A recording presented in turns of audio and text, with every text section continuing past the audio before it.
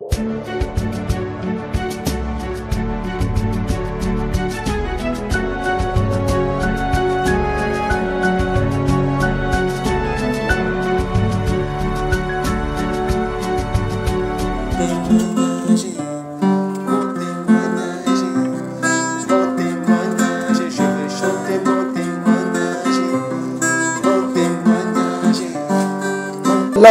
sors! Voilà ce serpent qui est là. Regardez-moi ça là. La puissance de Dieu vient libérer ce jeune homme là. Il y a un gros serpent qui est là avec des cornes. Jesus, Jesus, Jesus, Jesus, Jesus. Sors. Allez, sors. Allez, sors. Au nom de Jésus. Sors de là. Sors de là. Sors de là. Il te vomit. Démon, il te vomit, il te vomit, il te vomit, il te vomit, il te vomit. Au nom de Jésus, au nom de Jésus, au nom de Jésus, au nom de Jésus. Allez, sors, allez, sors, allez, sors, allez, sors, allez, sors, allez, sors, allez, sors. Puis, allez, quitte le corps. Ce jeune homme, il est fort. Satan. Sors, sors, sors, sors.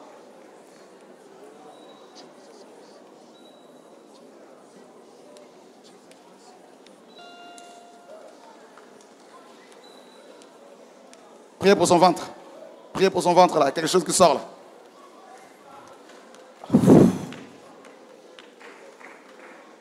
Jesus. Oh, Jesus Christ.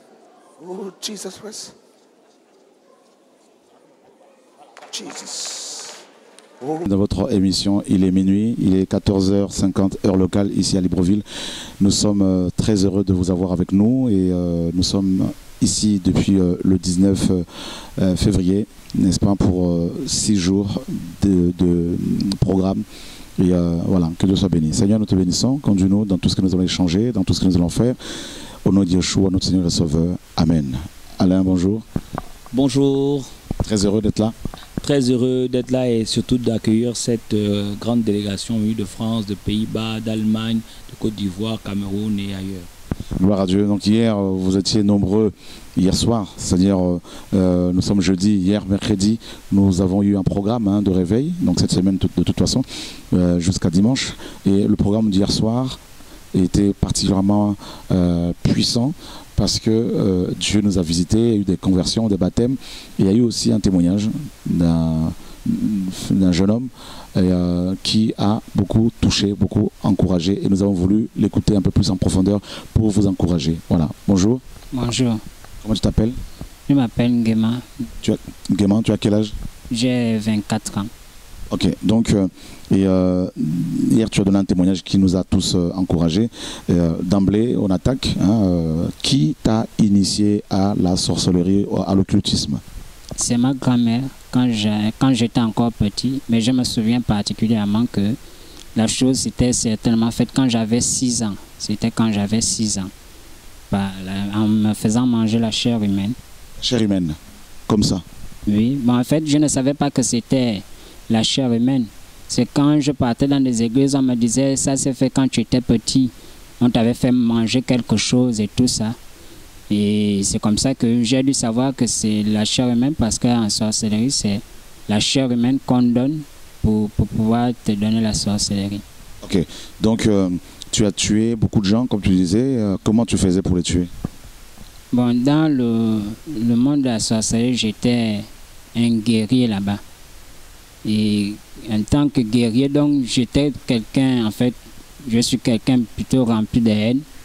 Et donc, ce qui fait que j'égorgeais, quand je rentrais dans une maison, je ne laissais aucun survivant. C'est un peu comme vous voyez dans les films où un bandit qui est vraiment mauvais, il arrive, il tue tout le monde. J'étais comme ça, j'égorge les animaux, j'égorge les bébés, j'égorge les femmes, je tue, je brûle. Après, je partais avec un groupe d'esprits, puisque j'avais souvent beaucoup d'esprits avec moi.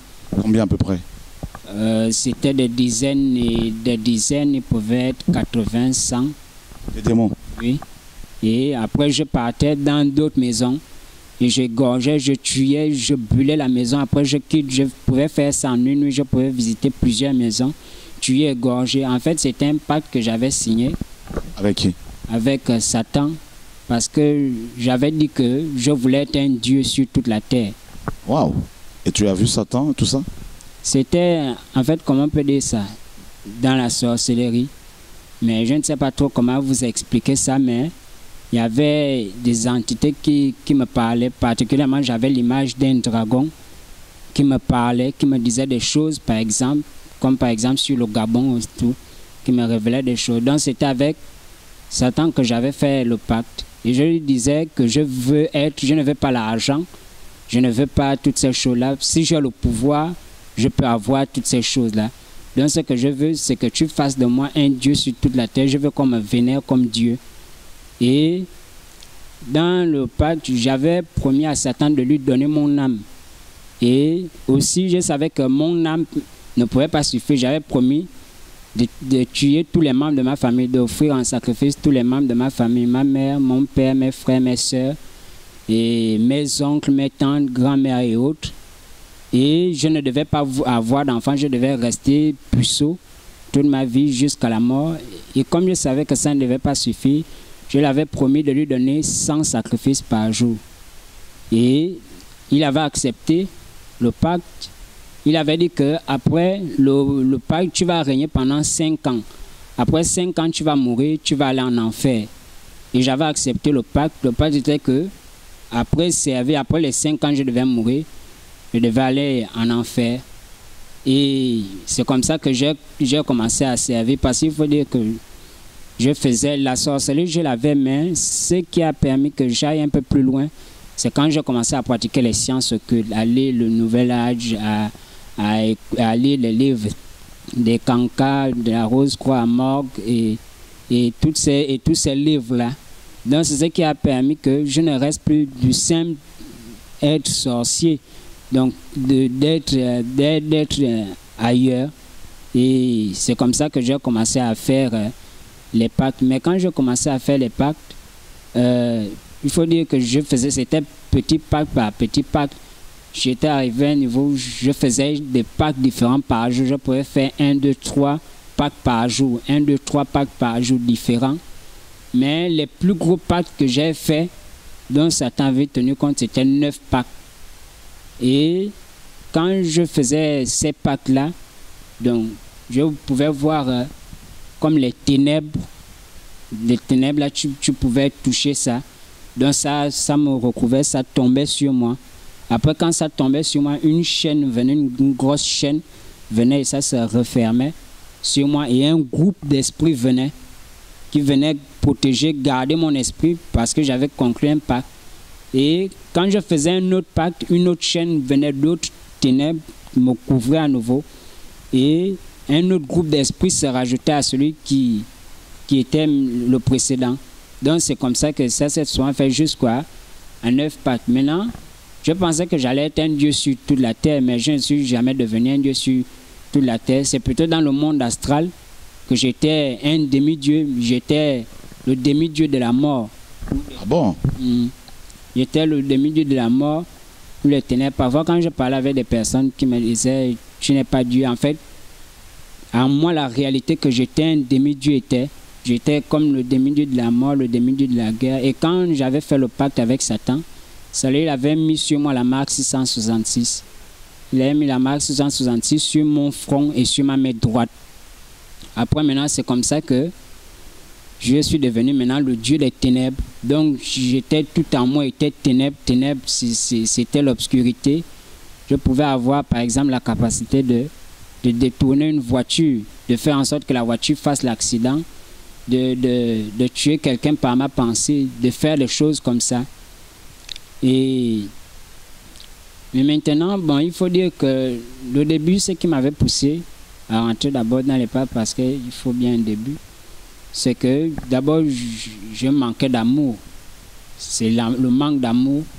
Et voyant toujours que les autres ont toujours des amis, vous avez souvent des personnes, hein, quelqu'un qui est souvent aimé de tout le monde et tout ça. Et bon, moi, j'étais toujours comme le rigolo. Et Satan s'était présenté à moi, ces esprits s'étaient présentés à moi comme des personnes qui me montraient que non, mais nous on t'aime, nous on peut t'aimer, nous on va t'offrir l'amour. Regarde, les autres ne t'aiment pas, voilà, voilà. Mais avec moi, tu seras aimé, avec moi, tu ne seras plus rigolo, avec moi, tu seras impressionnant, tu seras admiré de tout le monde. Et c'est comme ça que j'avais accepté. Je voyais que personne ne m'aimait, même Dieu, je voyais que bon, Dieu ne m'aimait pas, donc Satan s'était proposé comme quelqu'un qui ne m'aimait pas. Donc quand il a commencé à me donner ses pouvoirs à faire des choses, j'ai commencé vraiment à me sentir aimé parce que j'ai impressionné les gens. Parce que moi, je n'ai pas fait l'école, j'ai un niveau 4e. Mais après les pactes, quand je pouvais par exemple parler avec quelqu'un, la personne n'en revenait pas que j'ai un niveau 4e. Parce que moi, un livre, peut-être que vous pouvez mettre un mois à lire. Moi, je peux terminer de lire le livre là peut-être en quelques minutes. Mais ce n'était pas physiquement. Je pouvais, par exemple, même lors des débats, discuter avec les universitaires. On parle. Quand je vois qu'ils sont super dans le débat, j'avais un démon en moi, donc je le montais. Après, je me projetais dans le monde astral. Et quand je rentrais dans le monde astral, je rentrais dans une grande bibliothèque. Je me mettais à lire les livres. Peut-être en 1 minute, je pouvais lire 5000 livres. Et quand je rentre dans mon corps, quand je me mets à parler à la personne, et la personne universitaire ferme la bouche parce que c'est comme si en fait je suis en train de lire des choses qu'elle n'a jamais lues physiquement. Et elle-même sait que c'est écrit dans tel livre, c'est écrit dans tel livre. Dans le monde astral là-bas, dans le monde démoniaque astral, il y a aussi des bibliothèques? Oui, il y a des bibliothèques. En fait, Satan, dans le monde de Satan, il présente à la personne ce que tu veux voir. Ce que tu veux voir, ça existe. Si tu veux même voir que tu es plus que Dieu, dans son illusion du monde astral, il te montre que bon, voici, tu es plus que Dieu, tu peux faire ce que Dieu ne peut pas faire. Voici, tu peux faire ça, voici, tu peux faire ça. Donc tout ça, c'est seulement possible dans le monde astral. C'est comme un monde où tout est réalisable. Tu faisais comment pour y aller dans ce monde? La sortie astrale, c'est très facile. C'est comme on peut dire, comme vous regardez par exemple la télévision. Quand vous regardez la télévision, vous êtes concentré à regarder. Il vous arrive par exemple de regarder la télévision, quelqu'un rentre. Vous ne suivez même pas que la personne est rentrée. Peut-être elle peut même être là à côté de vous. Elle vous parle même, mais vous ne la suivez pas. C'est comme si votre esprit est projeté dans la télévision. C'est pareil. Et moi, je sortais facilement avec les pensées, puisque les sorciers aussi, c'est particulièrement avec la pensée. Et donc, moi, tout ce que je pensais, c'est comme si le monde astral et mon esprit étaient connectés. Donc, tout ce qui se passait dans mes pensées, ce n'était pas des pensées, en fait. Je vivais ça directement. Est-ce que tu avais une femme là-bas avec des enfants? Oui, j'avais une femme là-bas. J'avais même plusieurs femmes. Il y avait une femme avec des enfants. J'avais plusieurs femmes. Et j'étais aussi un roi là-bas. Ces femmes, c'était des sorciers, des sorcières, des démons, c'était quoi? Il y avait plus particulièrement c'était les esprits des eaux. C'est la sirène des eaux, quoi. Oui. Et il y avait aussi ma grand-mère. C'est ma grand-mère qui, je peux dire, ma principale femme de nuit.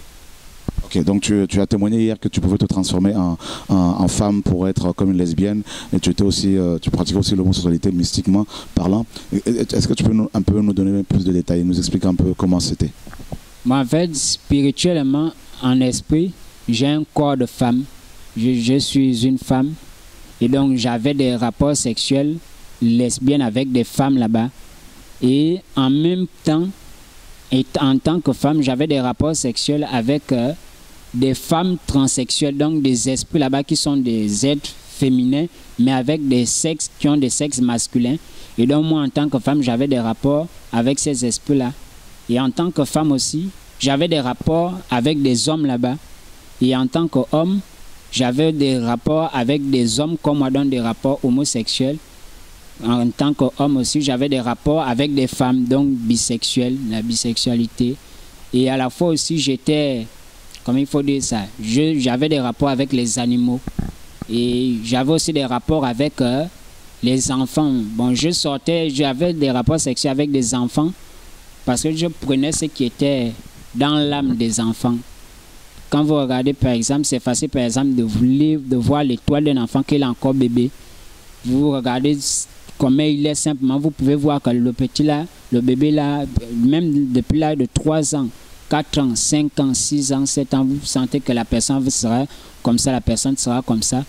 Et les enfants à cet âge-là sont beaucoup plus, ils ont cette pureté-là. Et je me nourrissais, quand j'avais des rapports sexuels avec ces enfants-là, je me nourrissais de la pureté de leur âme. Et je prenais aussi leurs étoiles.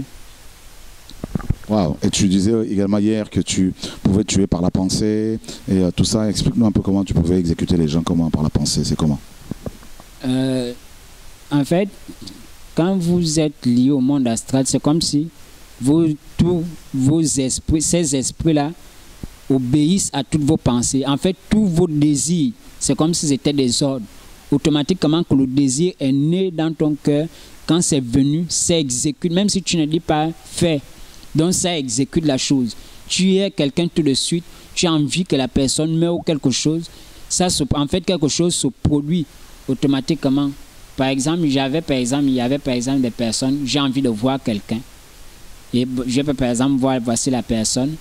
Et on ne s'est jamais vu, c'est peut-être la première fois.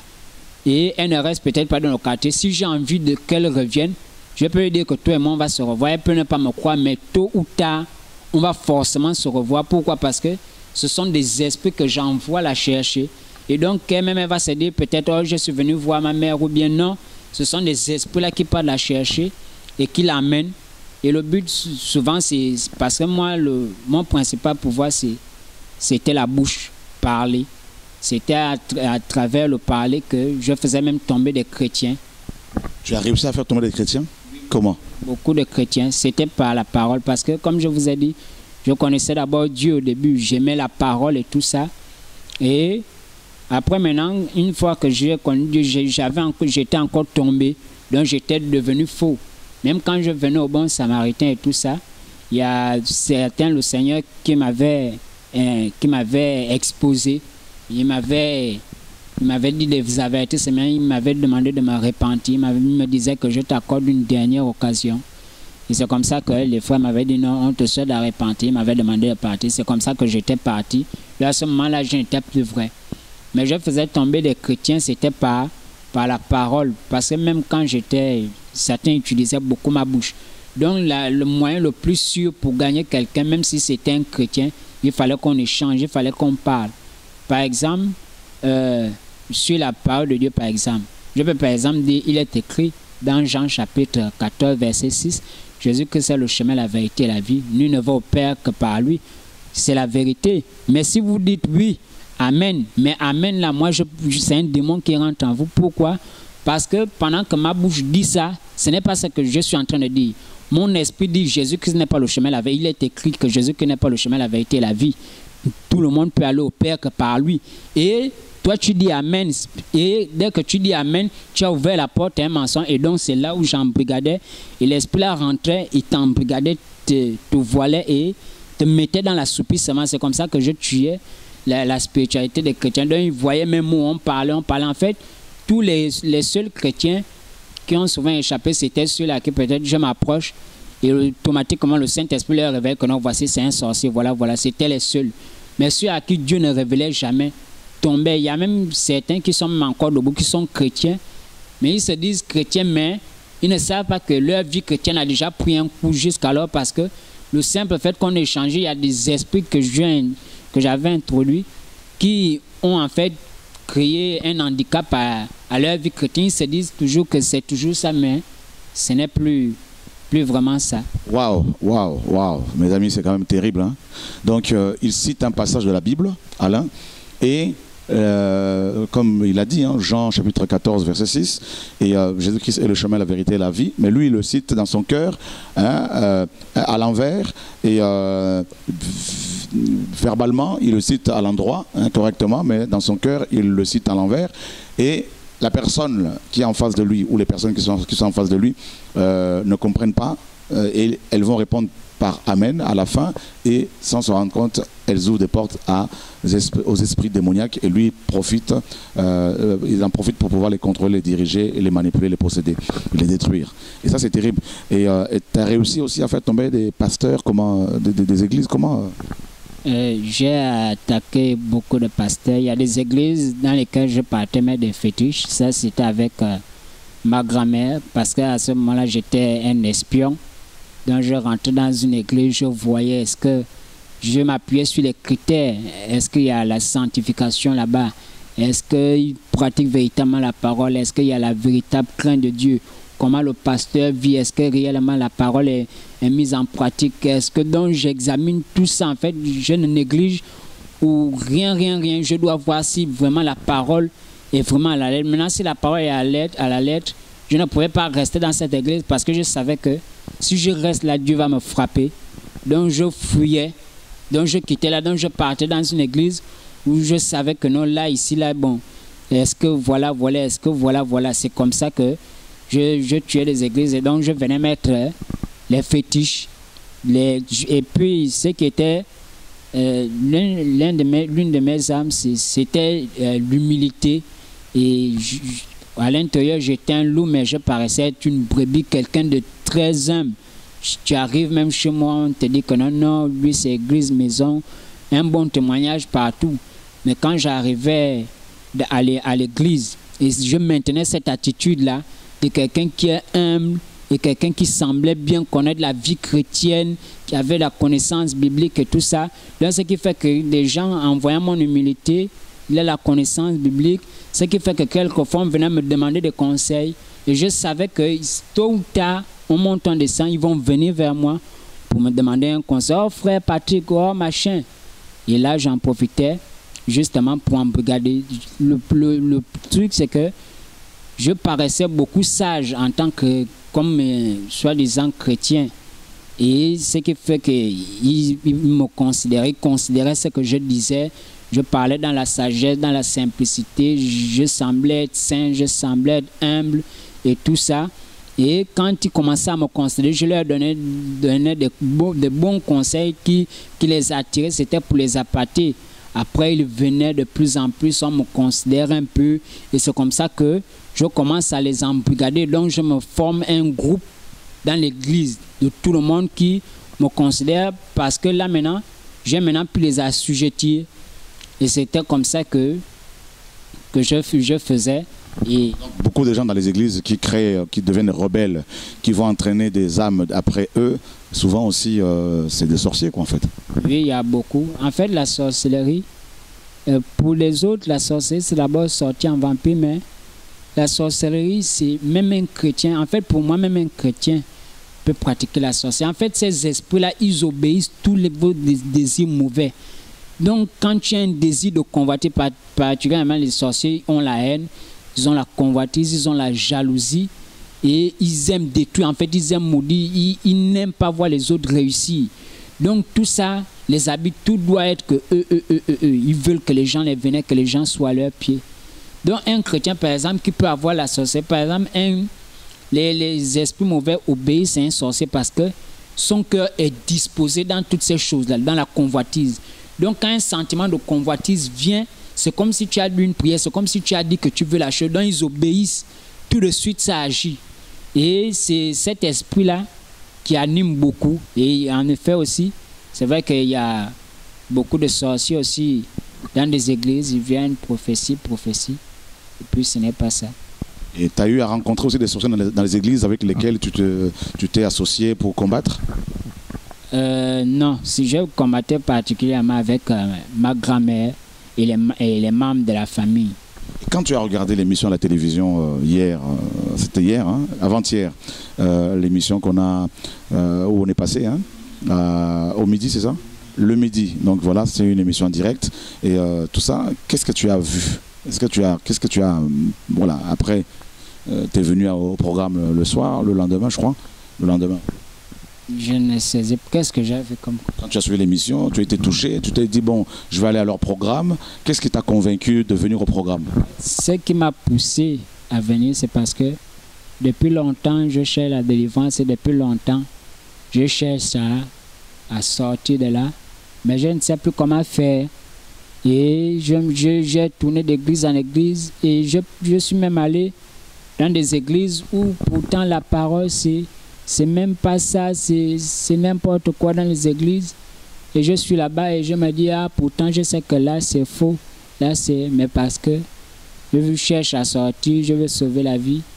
Et je m'abandonne, mais je me dis, ah, au bon samaritain, je n'ai pas pu retourner là-bas, je faisais de mauvaises choses et tout ça. Et même quelquefois, comme une fois là, ils étaient venus me voir pour me prêcher la parole. Quand ils étaient venus, mon cœur s'était endurci, parce que c'est souvent ça. Je peux avoir de bonnes dispositions tout de suite, de dire, ah, Jésus, Jésus. Mais si vous venez me voir tout de suite, demain, quand vous venez, mon cœur change. Je pouvais par exemple voir des esprits, comme les frères étaient venus chez moi. Un groupe d'esprits qui attrapait mon cœur, qui tirait. Et moi, de l'autre côté, je tirais le cœur pour que ça puisse donner. Et de l'autre, ça puisse donner. Et les esprits là tiraient que non, il ne faut pas qu'il donne son cœur. Ils tiraient. Et moi, je criais à Dieu que Seigneur, comment je peux continuer de refuser ta grâce? Regarde comment les gens du bon samaritain sont venus, vont repartir. Regarde ce que je suis en train de faire. Regarde comment je reste endurci, comment je peux être endurci, comment je peux préférer la sorcellerie par rapport à ta grâce. Regarde comment je suis à manger la chair humaine toutes les nuits, à faire ces choses. C'est un peu ça. Et donc, avant de finir, c'est pas évident, mes amis. Vous voyez, Dieu est en train de guérir ce jeune homme qui était un grand sorcier, un grand sataniste, un grand occultiste. Et voilà, le Seigneur est en train vraiment de le visiter, de lui faire du bien, de le libérer. Et hier, quand tu es venu avec tes esprits et tes partisans. Comment, explique-nous un peu, parce qu'hier on a prié pour toi. Hier, quand je suis venu, les esprits là, il faut dire qu'ils marchent partout avec moi. Ils marchent partout. En fait, le problème c'est que depuis que j'ai commencé à vouloir sortir de la sorcellerie, c'est là où même plus de problèmes ont commencé. Parce que moi, ma grand-mère m'avait choisi comme héritière de sa sorcellerie. Parce que nous sommes deux dans la famille à laquelle elle avait choisi. Moi particulièrement, qui était le principal héritier, avec mon cousin. Et parce que elle disait que c'est moi qui dois recevoir la sorcellerie et c'est moi qui dois aussi orienter mon cousin qui est mon petit frère, que c'est toi qui dois l'orienter et tout ça, tout ça. Et parce qu'il y a déjà, c'était en 2014 qu'on avait mangé mon oncle, donc qui est son enfant, il était mort. Mon oncle en question, c'était le petit frère de ma mère qui était en fait l'enfant de ma grand-mère. Dans les faits physiques, dans les faits réels, il avait été assassiné. Pour ceux qui connaissent, c'était au rail là-bas au PK18. Il avait été assassiné, certains le connaissent, il s'appelle Philippe. Et il avait été assassiné. Philippe comment? Il s'appelle Bekale Philippe. Il avait été assassiné par des jeunes là-bas, et à cause d'une jeune fille qu'ils avaient. Et on l'a retrouvé, il était découpé. Ils ont laissé le corps sur les rails, on dit non, c'était le train et tout ça. Mais en fait, en réalité, c'était pas le train. C'était l'esprit de mort qu'on avait déjà collé en lui et la chose devait se produire comme on l'avait tué dans le monde astral. Dans le monde astral, quand on l'avait tué, c'était ma grand-mère qui avait donné le feu vert pour qu'il soit tué.